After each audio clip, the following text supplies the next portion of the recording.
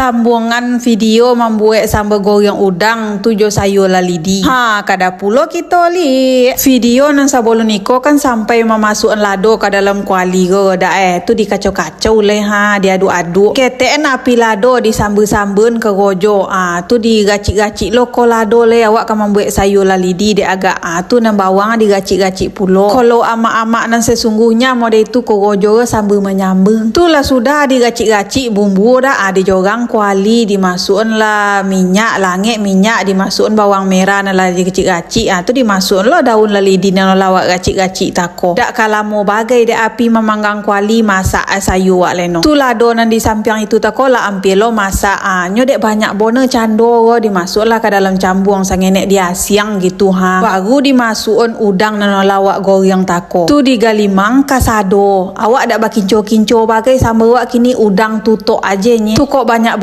bona lado lotok lo wak de lata galimang sado udang jo lado dah dibangkit dimasukkan ke dalam cambung tu di samping itu tako ada lo sayur lalidi nan la masak tako dibangkit lo dimasuk lo ke dalam cambung tando awak konten kreator jangan lupa malagak-lagak di muka kamera nak nampak lo muka orang tukang buwe dek penonton gitu sambal lah masak nan sayur lah masak pulo yolah alhamdulillah kira nasi sangenek pulo nye tu disalin lah nasi nan ada dalam magic ke dimasukkan ke dalam tompek kotak-kotak untuk diantar ke tompek abang beko ke kodai tu di kojen lo memasak nasi dulu jan salfok lo jo bawasan bore kami lah kami tukar tapi ko video lama ica-icaan nan bore tako lah sudah dibasuh dimasukkan ke dalam magic di ombui-ombui lo ko ada nasi mosik di topi-topi biber magic tu sudah itu dilanjutin lo lai nyalin sambal ke dalam kotak-kotak tako kan nasi baisi bau tu diagi lo sambal nan lah masak tako dibungkui lo sayur nan lah masak tako pulo awak kok memasak gulai atau sambal apa je lah dak jarang-jarang bona mengicok-ngicok denya kira tu